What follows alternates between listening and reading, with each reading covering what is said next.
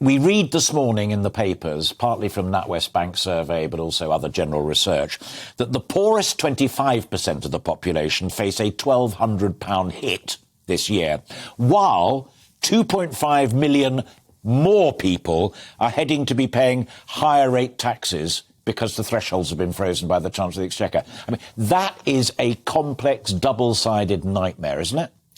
It is, though the solution to the first lies partly in the second. If we're going to help the poorest, we probably have to do so by reinstating the £20 a week social security payments, the universal credit amount, which was there for the duration of the pandemic, was rightly ended at the end of the pandemic, but this problem is probably even more of a burden for the poorest families than was the pandemic itself, so it's probably got to be reinstated. But at the same time, the government's seeing a huge increase in its tax revenues, partly because more people are going into higher levels of tax, but also because of the tax they're getting on higher-priced goods. So they've got the money to do that. So I don't think the situation is as insoluble as some people suggest. There will be pain, because as a whole, the economy is able to buy less from abroad than it could before, because those things that it buys from abroad, energy and food, are more expensive. So overall, we're going to be worse off. Sure. But we can shuffle it around a bit and reduce taxes. Yeah, fascinating. It surprises me slightly to hear you say that, and I remind folk that we've known each other for a long time and talked about these things in the past.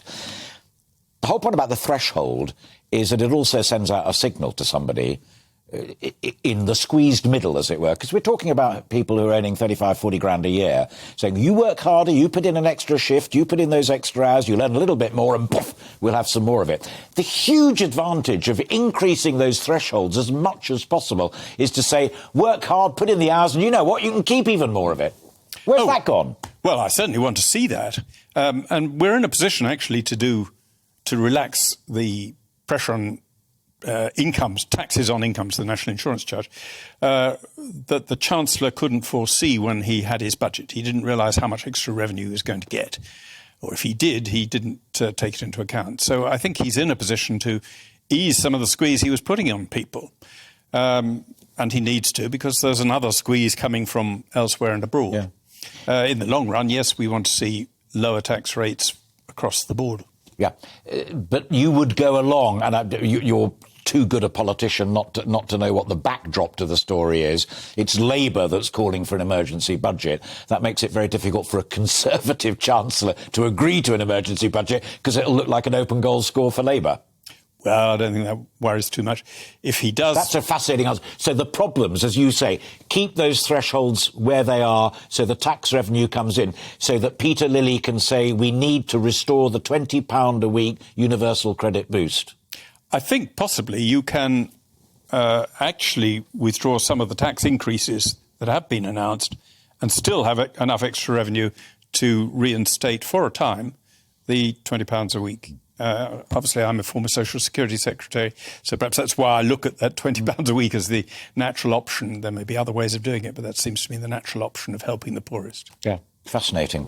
When I said on social media that we were going to be having this conversation with you and Sam and many others, and we're talking to a couple of charities at the end of the programme, I'm delighted to say, I was abused on social media, which is a jolly good, fine thing. How dare one even ask these questions about the welfare state and its relative generosity? But as Sam just said from the Institute of Economic Affairs, we know where he's coming from, and that's fine, and that's why he's quite often on the programme.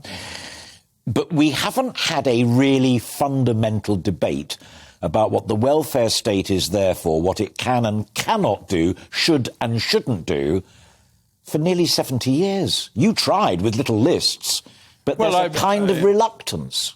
Yes, I mean, there's a slight tendency to think, oh, let's have a reform without specifying what the reform would be. And no, sorry, to be crystal clear, what I'm saying is a review, a fundamental rethink. This is what the state owes everybody, but actually this is not something that we should be engaged in. I'm temperamentally and by experience allergic to comprehensive reviews of anything. It's much better to do things piecemeal.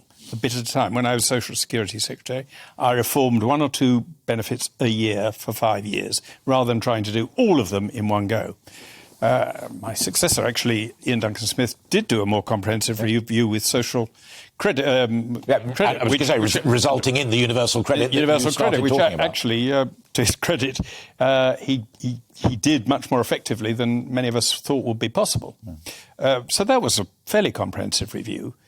But merely reviewing things doesn't bring up solutions that you can't think of before carrying out the review. I mean, there must be choices that have to be made, but most of those choices are fairly obvious. You spend a bit more, or you focus it more narrowly. I was trying to focus help most narrowly on those in greatest need. The big odd thing about the welfare state in the UK, social security side of it in particular, is that we have more people receiving benefits than most other countries, but the level of benefit they receive is less than many similar countries. I would like to see generous benefits to the most needy and help people get off reliance on benefits wherever possible. And that should be the sort of philosophical approach, not to say we're going to starve people into leaving benefit. Sure. You have to make it conditional that they leave benefit when they can. Tough question, but I'll ask it because it's that nature of that conversation, and we've had it so far over the first hour of this. Do we make it too easy for people to claim benefit, or should we make it easier? Should we make it harder? We should certainly make it... we should rigorously enforce the conditions which are required in order to receive benefit. They are that you must be available for work and you must be actively seeking work. And those at various times have been enforced rigorously and other times much less rigorously.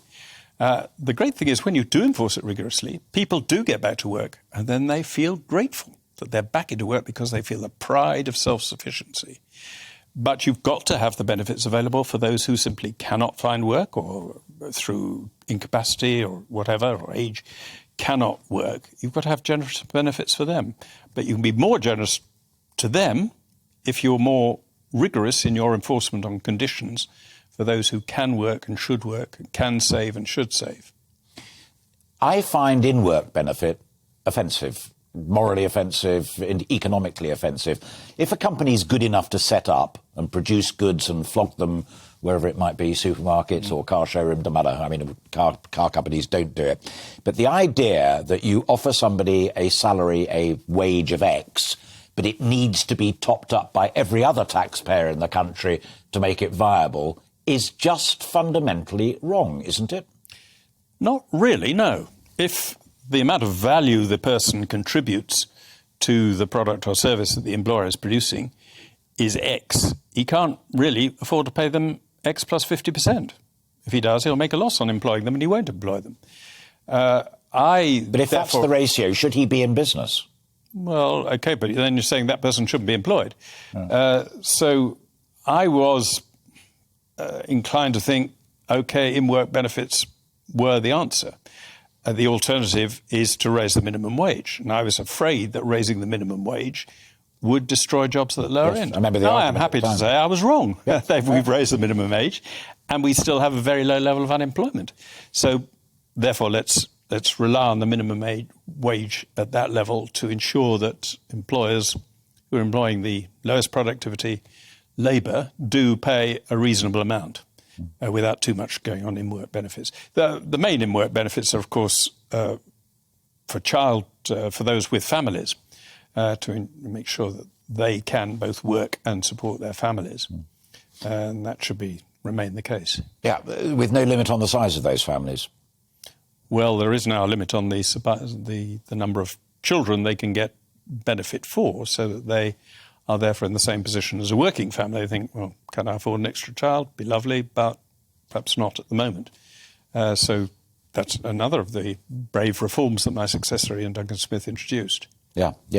I don't know if you were able to hear, but I'm talking to George Pitcher, who you may just remember used to be the industrial editor on The Observer way back when, and went on to found Luther Pendragon with Charles Stuart Smith, and is now a vicar.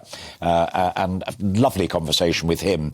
And I reminded him that times in the Thatcher era, which you will remember very, very well indeed, with the closure of the pits, the big strikes, the steel workers, really completely changing the industrial landscape at a huge short-term personal cost to many people, so that, so she argued, and you and other colleagues, we could bounce back into better economic times.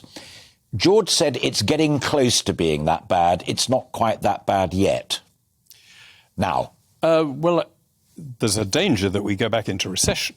But what we're not seeing, and did see then, was people thrown out of work but unable to find alternative employment. At the moment, the labour market is working much, much better than it did in those days, that people who lose one job generally can find another, not necessarily as good as the previous one, but nonetheless helping them keep them self-reliant and avoiding going on benefit. So in that sense, it's different. What we are seeing is a squeeze on living standards, particularly intense at the bottom of the income scale. That £1,200 hit for 25%. Yeah. That's why I think we may be forced to return to that £20 an extra, £20 a week supplement on universal credit. Final question, and it is this, and it's purely partisan. As your party soul searches, with folk on one side of the argument saying we really need to rediscover our tax-cutting, spending capping roots, and those that are perhaps a little more on the libertarian, even almost the Ted Heath wing of the party, saying, no, we need to be much more comprehensive and much more helpful. While the party has that debate amongst itself, whether there's a vacancy at the top or not, forget that completely for one moment, might it also include the kind of conversation that you and I are having for not the first, not the second, and I hope not the last time, and Pitcher's chipping in and Sam Collins chipping in?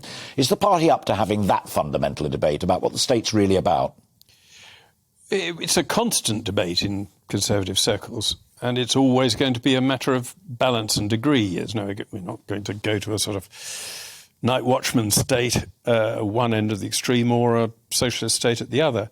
I think Thatcher won the intellectual debate. She won it not just in the Conservative Party, but to a degree in the Labour Party under New Labour. Whether Labour Party is going to come back to that or not, we shall see. But we know that too big a state is ultimately self-defeating, undermines the growth in the economy, and therefore the amount of money you have available and resources you have to help the least well off, which, both on left and right, we'd all like to do.